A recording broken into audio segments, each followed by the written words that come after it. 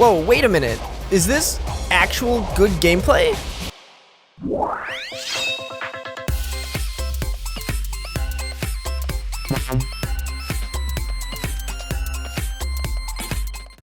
Welcome to chaomix. Due to an embargo lifting, 6 short clips of new Sonic Frontiers B-roll have been made available to the public. These clips, provided by Sega, show us some more gameplay. And I gotta say, whoever's playing it this time did a much better job than that last person from the IGN World Premiere gameplay. I'd actually go as far as to say that the first round of gameplay did more damage than good, because this new gameplay actually does its job and makes the game look, good. Also, unlike the IGN footage, we finally have 60 FPS gameplay. Anyways, let's jump right into analyzing these new pieces of gameplay. Our first clip is titled Battle Gameplay Number 1. If you look towards your left and right, you can see some alternate paths. I'm hoping this is a good sign that these are going to be commonplace throughout this entire game. We start off with Sonic jumping up a series of steps. So Sonic continues on and we see a few important things. The first is that black triangle shape in the ground you may remember on the lookout tower from the IGN gameplay. We can also see a large closed-off door in the far background, but what this clip primarily focuses on is this enemy. Damn, they're kinda thick. But real talk, this design goes hard. I'm really digging all the enemies so far. There's a little intro cutscene here, similar to what happens when you encounter a Titan.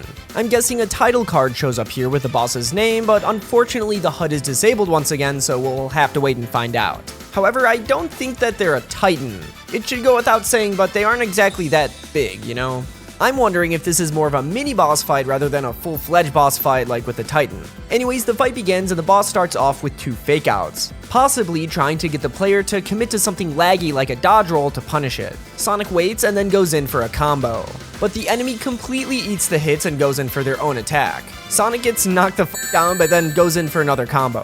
The enemy blocks it, but Sonic goes behind it to land a few sneaky blows. So positional attacking might be a thing, and that's pretty awesome. The enemy tries to counterattack with an insanely long combo, but Sonic dodges it. He then goes in for another air combo, the enemy blocks it again, but Sonic zips around once again and then finishes it off from behind. Once defeated, the boss emits a gear, which we now know from the recent IGN interview that these are used to unlock the fabled cyberspace levels.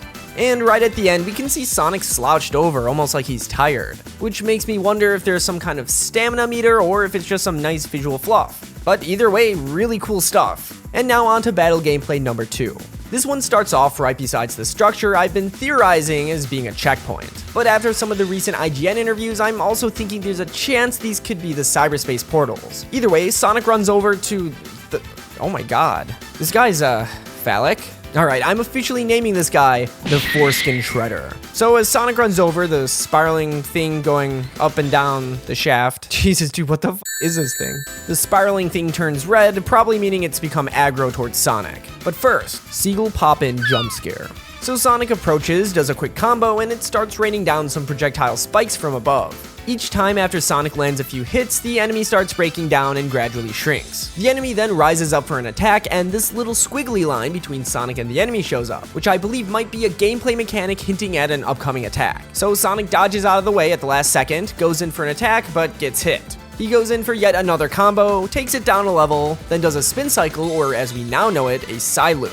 And we get to see that it actually does damage as well as acting as a sort of debuff depending on the situation. So Sonic continues to make progress, but the enemy dashes away and starts shooting a bunch of missiles which explode on impact and hit our beloved blue rat. Sonic gets up and does another combo, he gets hit, he goes back in a few more times and finally defeats the enemy. It drops another gear, but this time when Sonic picks it up, we hear a voice. Use the gear as you have done before.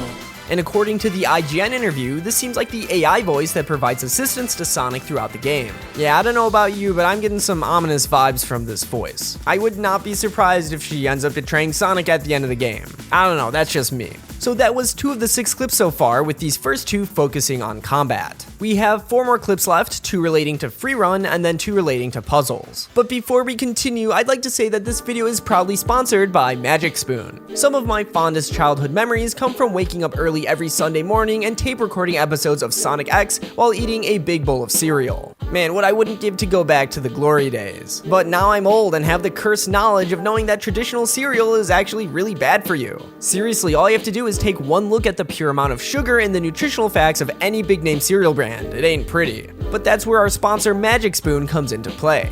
because one of the best features of Magic Spoon is that it's actually healthy. Magic Spoon cereals have 0 grams of sugar, 13 to 14 grams of protein, and only 4 net grams of carbs in each serving. They're also keto-friendly, gluten-friendly, grain-free, soy-free, and low-carb. They do all this while also tasting amazing. For real, 1 spoonful and you'll be hit with a huge wave of nostalgia, remembering all those cozy mornings as a kid watching your favorite cartoons with a bowl of cereal. I got the variety pack, so I got to try all sorts of flavors. There's cocoa, fruity, frosted, peanut butter, cookies and cream, maple waffle, blueberry muffin, and cinnamon roll. Plus the newly reformulated honey nut flavor, which was just added as a permanent member of the Magic Spoon flavor family. But if you had to ask me, I'd say my personal favorite is the frosted flavor. Click the link in my description to grab a variety pack and try Magic Spoon out today. Use code chaomix5 at checkout or go to magicspoon.com/chaomix5 for $5 off any order. And Magic Spoon is so confident that you'll love their product that if you don't like it for any reason, they'll refund you your money, no questions asked. And for all my Canadian and British fans, Magic Spoon is now shipping to you, so make sure to get yours today. Huge thank you to Magic Spoon for sponsoring this video, and with all that being said, let's continue on with the analysis.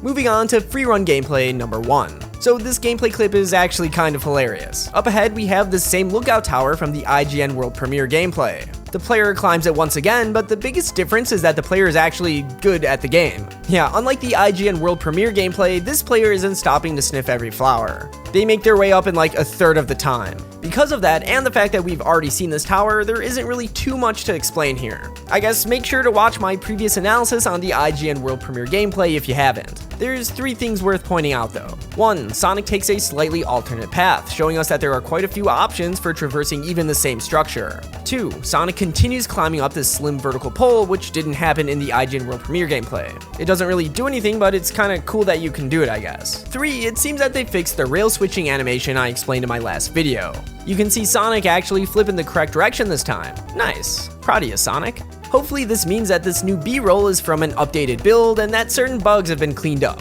So Sonic lands on the ground in the same space as last time, but this time we can see these little rock creatures hanging out on this pedestal here. But we'll see more of these guys as we continue on to free run gameplay number 2. We start off in this area with the UFO facilities we got to see from above the lookout tower. But this time we can get a real close look.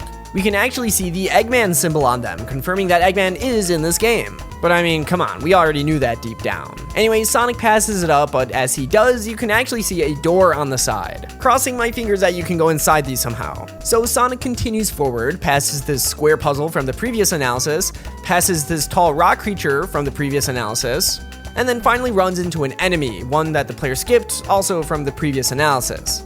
But this time the player chooses to attack it. This causes the enemy to aggro, it charges up an attack, and Sonic freaking parries it and it explodes. I'm sorry, but that was raw as fuck. But Sonic carries on, running across this road. There's a little rock creature at the end, which Sonic seems to physically collect. You can hear a little sound effect as he does. But here's where you gotta pay close attention. Sonic does this cool flip with another little sound effect along with this sparkling aura. Then Sonic continues to go up, runs off this road, and does another flip, enabling the sparkling aura once again. But this time he continues to sparkle even when doing air tricks. Actually, now that I think about it, we saw this at the very beginning of this gameplay clip. It seems that it activated right after Sonic touched the spring and continues until Sonic activated the stomp. So I'm thinking this might be some kind of combo system, and I'm guessing you can flow together certain actions and tricks until you touch the ground and get rewarded with XP the more you do.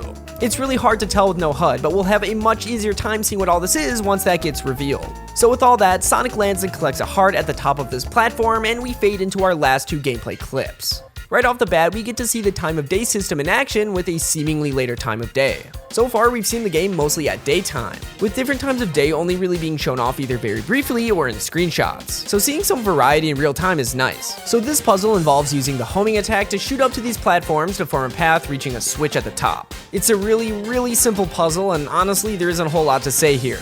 When Sonic activates the switch, we see another one of those scanning effects, and it spawns one of those red fruits like what we saw in the World Premiere gameplay. So let's move on to puzzle gameplay number 2.